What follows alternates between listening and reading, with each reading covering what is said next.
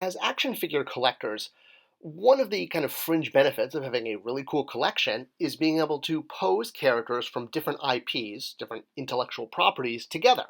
Because only in the toy medium can you do this. Can you have, the Violator right next to Bender with Vigo and Doomsday and the Matrix Sentinel there? It's a cool thing that toys can do. And they do these best when scale works with each other, when the toys are relatively the same size to each other. So smaller characters are smaller, but they're still in scale. There are specific scales to toys that are kind of standardized, things like 6-inch, 3 3/4, 1/6. Well, sometimes it gets confusing because scales are done in inches and sometimes they're done in ratios, hence 1/6 versus 6-inch. Just think of it like this. You've got 3 3/4 is 1/18 scale, 6 inches 1/12, or in this case it's a 5-inch 1/10, all the way up to 1/4 figures, and then finally human beings are 1-to-1. That's hence what the scale means. It's all taking it in relationship to what an actual human being is. So a 1/18th figure, a 3 3/4, is 18th the size of a human being. A 6-inch is 1/12 the size of a human being. All right. Regardless of that, back to the original point, is that when action figures are the same scale to each other, or at least close enough, we as collectors feel comfortable posing them next to each other. And sometimes they can be a little off, and sometimes an inch, half an inch is forgiving. But we really do love it the most when action figures are perfectly in scale with each other, so that they could hang out or, fight. So why are action figure lines sometimes off scale?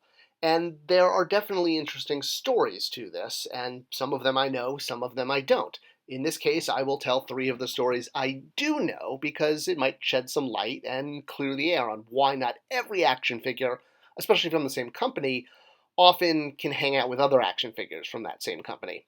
So, a good chunk of the time I spent in the toy industry was at Mattel, and I had the good fortune of working on the DCU Classics toy line, which was a DC superhero line. I also worked on lines like Masters of the Universe, which is notably a little bigger than DCU Classics. And then there's the Movie Masters Mattel line, which had DC characters from live action that were a little shorter than the comic book versions. And this carried through to almost all of the DC movies from the last kind of 10, 15 years. All right, so how did this happen? Why are they off scale just a little bit? It all goes back to Batman Begins, which was Mattel's first modern DC movie line. And at the time, the toys, while they were definitely aimed at kids first and foremost, hence all the different Bruce Waynes and Batmans, they were also aware that they needed to get collectors. The same with Superman Returns. And the figures were at about 5 inches. That was just a good size for figures. Well, while that was great and 5 inches awesome, the issue came up with this pack in particular, which was the House of L pack. Now, the Mattel brand manager at the time, and this was actually my former boss, this was right when I came over into the Action Play group from Hot Wheels, and they spent a lot of time and money and effort getting the rights to doing Jor-El from Superman and Marlon Brando's likeness rights. The toy did not sell, and I remember very, very vividly. My boss came to me and said, "Okay, well, Scott, you're a collector. We spent so much time developing this toy, and paying all this for these rights to Marlon Brando's likeness. Why aren't collectors buying this pack? This pack was designed for collectors." And I said, "Well, because it doesn't fit. It's out of scale. It's not 6 inches." So my feedback was passed along not as 6 inches, but okay, collector toys need to be bigger. So the 5-inch figures were upped to about 5.5 inches for the next movie, which was Batman. And unfortunately, the note of 6-inch got misinterpreted as slightly bigger, which is why the Movie Master figures now for the second and third Batman film were bigger than they were in the first movie, but not quite 6-inch. It was literally a misinterpretation of the note that I gave on that Zod pack. So all of the forthcoming figures, they wanted to at least play in the same world, so they continued to put out 5.5-inch figures in the movie style that, again, weren't quite 6-inch. They were working a little bit better. This kind of came to a head also on the Ghostbusters line, which I did work on, where we were going to make them 6-inch proper, like the DCU classics. But the note came from management that that would have made them off scale to things like Batman and Superman movie figures and made them look the price value. So there was a very specific instruction to make them in scale to the other movie action figures that Mattel did. And 2 scales were then developed. One, the heroic scale, and the other, the movie master scale. So comic book characters were in heroic, and live action were movie masters, which is why there's a slightly different scale there. All right, but that doesn't answer the question then about Masters of the Universe Classics, why they're a little bigger. And that goes back heritage-wise.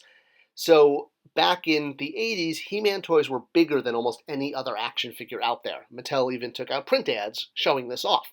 And with classics, the direction that came through was to copy this format and make Masters of the Universe figures just a little bit bigger than every other action figure so that He-Man could reign supreme.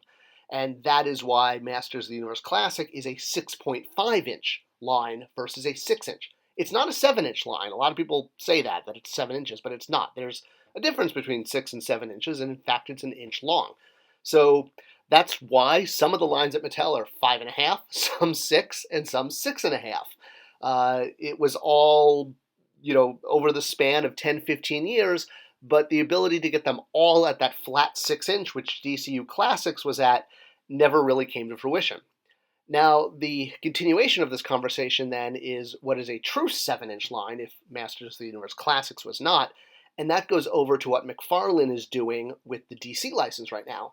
And I see this question pop up a lot on my channel, people saying, well, why is McFarlane doing 7-inch figures? They're not in scale with the DCU Classics line that I have at home. DCU Classics there on the right, McFarlane on the left. And you can really see the difference with 7-inch. With 6.5, with the 5.5, the half-inch did make them more compatible versus that whole inch. Well, Todd McFarlane has been very clear about this. He's actually said this publicly a few times, so I'm not, making up or putting words into his mouth. He basically said he wanted to do something different. He felt like fans already had their fill of 6-inch figures, so when he got the chance to do DC figures, he wanted to put a stake in the ground and said, this is a different line, these are very different, this is unique, and that's why he went with 7 inches.